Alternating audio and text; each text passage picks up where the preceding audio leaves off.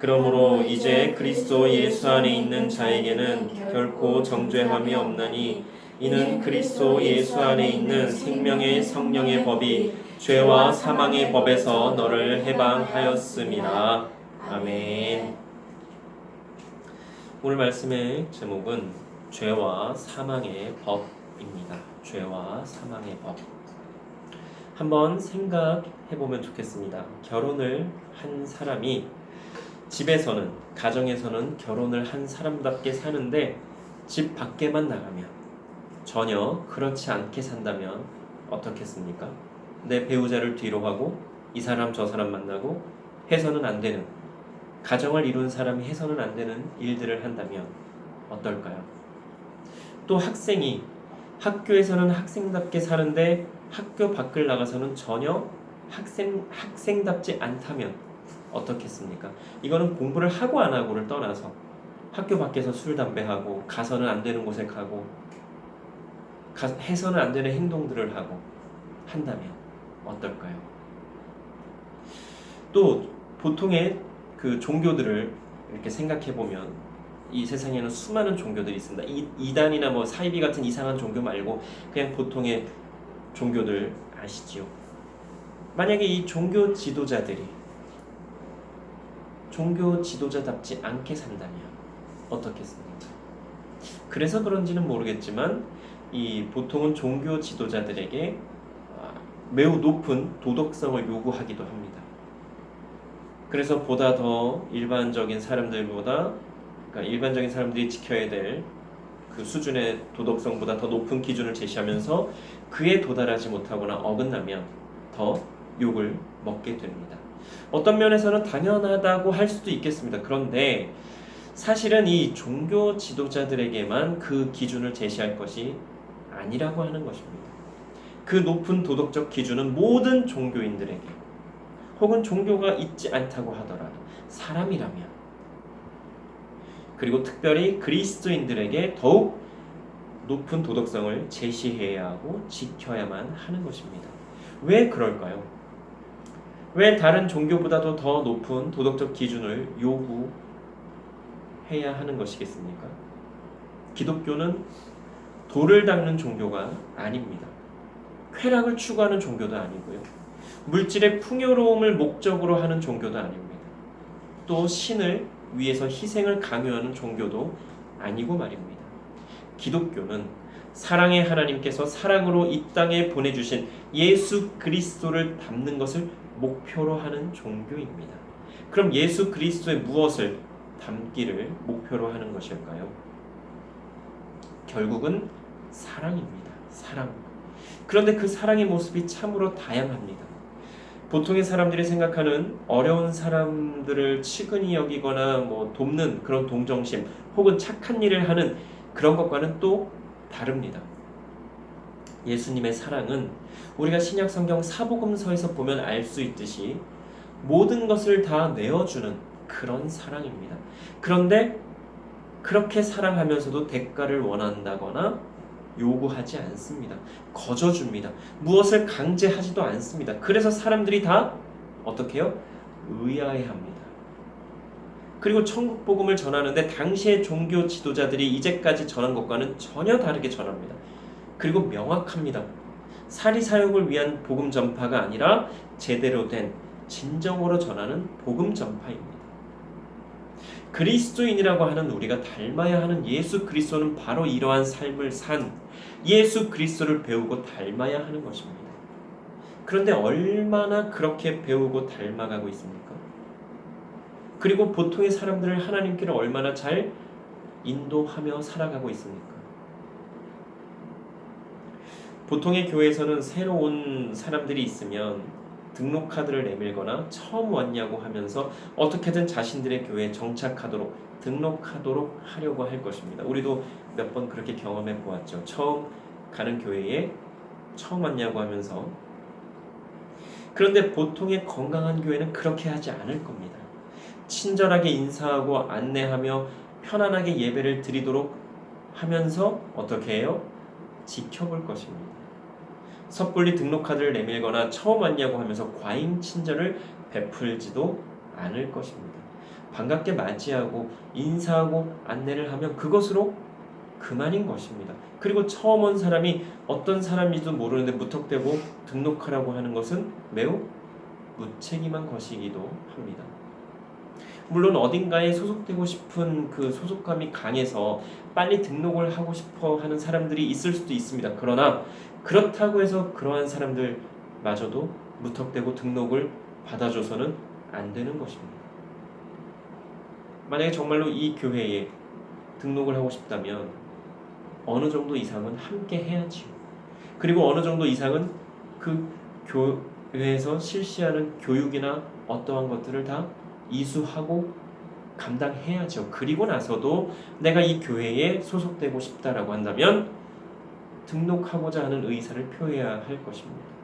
그리고 어느 정도의 그 시간을 지내서 이 사람은 등록해도 괜찮겠다면 그때 받아줘도 늦지 않을 것이고 말입니다.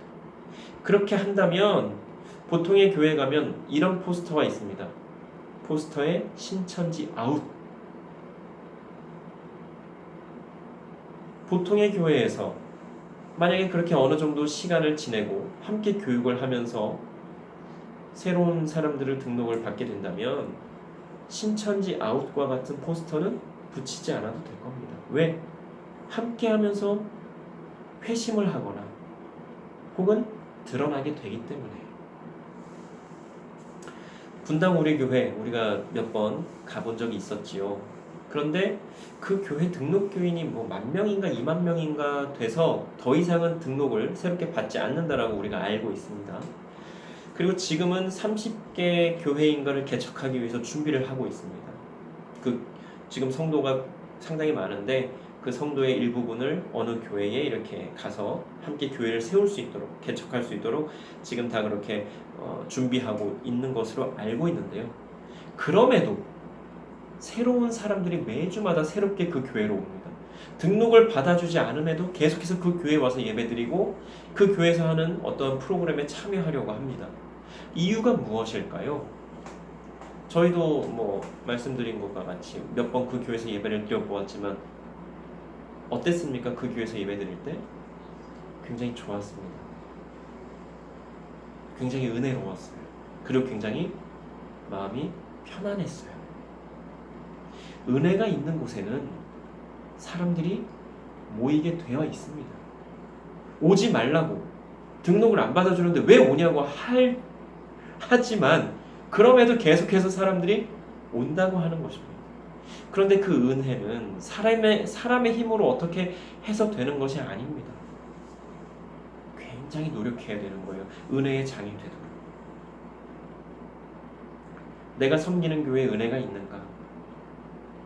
교회라고 하는 그 곳에 들어서면, 예배당에 들어서면 마음이 평안해지고 평온해지며 회복이 되고 치유가 되는지 잘 한번 생각해 보시기 바랍니다. 교회만 생각하면 한숨 나오고 막 답답하고 힘들고,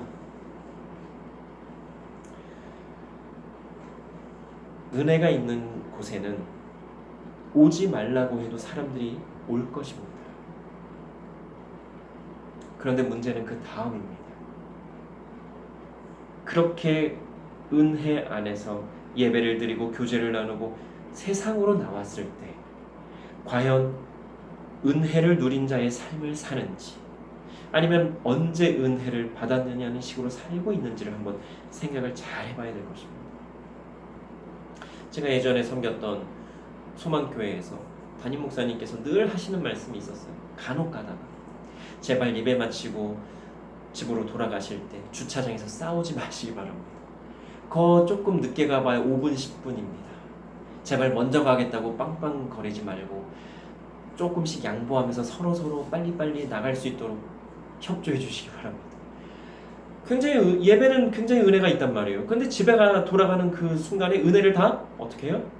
까먹어요. 어디서?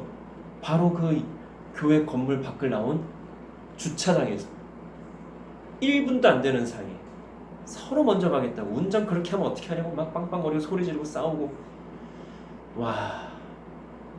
너무나 안타까운 현실이죠. 인간은 어쩔 수 없는 연약한 존재입니다. 그래서 똑같은 죄를 짓고 실수를 하고 회개를 하고 반복해서 그렇게 살기도 합니다. 어제는 그래도 괜찮게 산 것 같은데 오늘은 어쩌면 좋을까 하는 생각이 또 후회를 하고 회개를 하고, 어쩌면 인간이기에 당연하다 할 수 있겠습니다. 매일 죄를 짓지 않고 실수를 하지 않는 인간은 없기 때문에 그렇습니다. 나는 아니라는 생각이 드십니까? 저는 전혀 문제없이 매일매일 사는데요. 그래요? 그렇다면 인격적으로 대단히 완성이 되어 있거나, 오늘은 그 대답을 안 하네요. 매우 교만해서 자기 자신이 어떤 상태인지를 인지하지 못할 정도로 망가져 있는 상황이거나 둘 중에 하나일 것입니다. 보통의 겸손한 사람이라면 내가 죄인이라는 생각에 하루하루의 삶에 하나님의 은혜를 간구하며 감사하며 살 수밖에 없는 것입니다. 우리가 죄인일 수밖에 없는 이유는 하나입니다. 하나님의 말씀대로 100% 살지 못하기 때문에. 하나님의 말씀대로 살지 않는 그 모든 것이 다 죄라고 말씀을 드렸습니다. 원죄를 떠나서 나는 아담이 지은 죄 때문에, 하와가 지은 죄 때문에 내가 죄인이라고 하기 싫은데, 좋아요. 그런 분들에게 제가 제안하겠습니다. 하나님의 말씀대로 100% 살고 있습니까? 매 순간순간 매일매일의 삶에서 그렇지 못하잖아요. 그래서 내가 죄인인 겁니다. 그래서 우리가 죄인인 거예요. 아닌 것 같지만, 나는 그래도 어느 정도 하나님의 말씀대로 잘 살고 있는 것 같지만 사실은 그렇지 않다라고 하는 것입니다. 그래서 우리는 매일매일 매 순간순간마다 하나님 앞에 나아가서 우리의 죄와 잘못을 아뢰고 하나님 안에서 회복하고 새 힘을 얻고 또 다짐하며 살아가야 하는 것입니다. 그 유명한 사도 바울을 한번 보시기 바랍니다. 그렇게 대단한 사도 바울임에도 그가 이렇게 고백합니다. 그러므로 내가 한 법을 깨달았노니 곧 선을 행하기 원하는 나에게 악이 함께 있는 것이로다. 내 속사람으로는 하나님의 법을 즐거워하되 내 지체 속에서 한 다른 법이 내 마음의 법과 싸워 내 지체 속에 있는 죄의 법으로 나를 사로잡는 것을 보는도다. 오호라, 나는 곤고한 사람이로다. 이 사망의 몸에서 누가 나를 건져내랴. 우리 주 예수 그리스도로 말미암아 하나님께 감사하리로다. 그런즉 내 자신이 마음으로는 하나님의 법을, 육신으로는 죄의 법을 섬기노라. 이렇게 로마서 7장 21절 이하에 사도 바울이 이렇게 고백을 합니다. 그리고 그 다음 로마서 8장 1절로 17절까지의 말씀을 제가 한번 읽어봐 드리겠는데요. 세번역 성경으로 읽어봐 드리겠습니다. 그러므로 그리스도 예수 안에 있는 사람들은 정죄를 받지 않습니다. 그것은 그리스도 예수 안에서 생명을 누리게 하는 성령의 법이 당신을 죄와 죽음의 법에서 해방하여 주었기 때문입니다. 육신으로 말미암아 율법이 미약해져서 해낼 수 없었던 그 일을 하나님께서 해결하셨습니다. 곧 하나님께서는 자기의 아들을 죄된 육신을 지닌 모습으로 보내셔서 죄를 없애시려고 그 육신에다 죄의 선고를 내리셨습니다. 그것은 육신을 따라 살지 않고 성령을 따라 사는 우리가 율법이 요구하는 바를 이루게 하시려는 것입니다. 육신을 따라 사는 사람은 육신에 속한 것을 생각하나 성령을 따라 사는 사람은 성령에 속한 것을 생각합니다. 육신에 속한 생각은 죽음입니다. 그러나 성령에 속한 생각은 생명과 평화입니다. 육신에 속한 생각은 하나님께 품는 적대감입니다. 그것은 하나님의 법을 따르지 않으며 또 복종할 수도 없습니다. 육신에 매인 사람은 하나님을 기쁘게 해드릴 수 없습니다. 그러나 하나님의 영이 여러분 안에 살아계시면 여러분은 육신 안에 있지 않고 성령 안에 있습니다. 누구든지 그리스도의 영이 없으면 그리스도의 사람이 아닙니다. 또한 그리스도께서 여러분 안에 살아계시면 여러분의 몸은 죄 때문에 죽은 것이지만 영은 의 때문에 생명을 얻습니다. 예수를 죽은 사람들 가운데서 살리신 분의 영이 여러분 안에 살아계시면 그리스도를 죽은 사람들 가운데서 살리신 분께서 여러분 안에 계신 자기의 영으로 여러분의 죽을 몸도 살리실 것입니다. 그러므로 형제 자매 여러분, 우리는 빚을 지고 사는 사람들이지만 육신의 빚을 진 것이 아닙니다. 우리는 육신을 따라 살아야 할 존재가 아닙니다. 여러분이 육신을 따라 살면 죽을 것입니다. 그러나 여러분이 성령으로 몸의 행실을 죽이면 살 것입니다. 하나님의 영으로 인도함을 받는 사람은 누구나 다 하나님의 자녀입니다. 여러분은 또다시 두려움에 빠뜨리는 종살이의 영을 받은 것이 아니라 자녀로 삼으시는 영을 받았습니다. 그래서 우리는 그 영으로 하나님을 아빠, 아버지라고 부릅니다. 바로 그때에 그 성령이 우리의 영과 함께 우리가 하나님의 자녀임을 증언하십니다. 자녀이면 상속자이기도 합니다. 우리가 그리스도와 함께 영광을 받으려고 그와 함께 고난을 받으면 우리는 하나님이 정하신 상속자요 그리스도와 더불어 공동 상속자입니다. 말씀을 통해서도 보았지만 어쩌면 우리가 고민하는 것이 당연할 수도 있습니다. 그런데 중요한 것은 그 고민함을 가지고 하나님 앞에 분명히 나아가야 한다라고 하는 것입니다. 그리고 하나님 안에서 그 모든 것을 다 해결해야 하는 것입니다. 그렇지 않으면 어느새 악이 나를 지배하고 있는 것을 보게 될 것입니다. 악이 나를 지배하고 있는지 아닌지 어떻게 하면 알 수 있을까요? 선을 보고서도 어떤 것이 선인지 알면서도 그것을 따르지 않고 행하지 않는다면, 그리고 분명히 악한 것임을 알면서도 행하고 있다면 나는 이미 악의 지배를 받고 있다고 보시면 되겠습니다. 그 악에서 돌이키고 싶다면 하나님 앞에 나와서 철저하게 회개하고 회복하면 될 것입니다. 우리가 읽은 로마서 8장 1절로 2절에서 분명히 말씀하십니다. 그러므로 그리스도 예수 안에 있는 사람들은 정죄를 받지 않습니다. 그것은 그리스도 예수 안에서 생명을 누리게 하는 성령의 법이 당신을 죄와 죽음의 법에서 해방하여 주었기 때문입니다. 그러므로 이제 그리스도 예수 안에 있는 자에게는 결코 정죄함이 없나니 이는 그리스도 예수 안에 있는 생명의 성령의 법이 죄와 사망의 법에서 너를 해방하였음이라. 이 말씀이 위로가 되고 힘이 되는 말씀이 되어야 하겠습니다. 그러려면 하나님 앞에 나아가 말씀을 통해 나를 바로 보며 진정한 회개가 있어야 할 것입니다. 매일매일의 삶에서 하나님의 말씀대로 살지 못하며 하나님의 사람답게 살지 못한 것에 대해서 말입니다. 기도 드리시겠습니다. 사랑과 은혜의 하나님, 참으로 감사합니다. 오늘의 귀한 말씀을 통해서 또한 내가 어떻게 살아야 하고 내가 이제까지 무엇을 잘못했는지 알게 하여 주시고 깨닫게 하여 주시니 참으로 감사를 드립니다. 하나님, 오늘의 말씀이 우리에게 위로가 되기를 소망합니다. 오늘의 말씀을 힘입어 또한 하나님의 사람답게 하나님의 말씀대로 살 수 있는 우리가 되기를 소망하오니 하나님, 우리의 모든 것 인도하여 주시고 도와주시옵소서. 정말로 하나님의 사람답게 살기를 소망합니다. 사도 바울이 고백했던 그 고백이 사실은 우리의 고백임을 하나님 잘 아십니다. 하나님께서 너무나도 잘 아셔서 때로는 하나님 앞에 나아가기가 두렵기도 합니다. 매일매일 너무나 죄송한 마음에 나아가지 못할 때도 있습니다. 그러나 하나님, 우리의 모든 죄와 잘못을 가지고 매일매일 매 순간순간마다 하나님 앞에 나아가며 하나님 앞에서 모든 것을 회개하는 우리가 되게 하여 주시옵소서. 하나님, 저는 정말로 공고한 사람입니다. 한쪽에서는 하나님의 법을, 한쪽에서는 육신의 법을 따르고자 하는 연약한 존재입니다.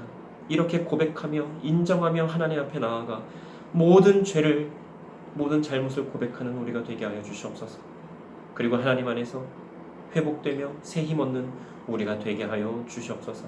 감사드리며 예수님 이름으로 기도드립니다.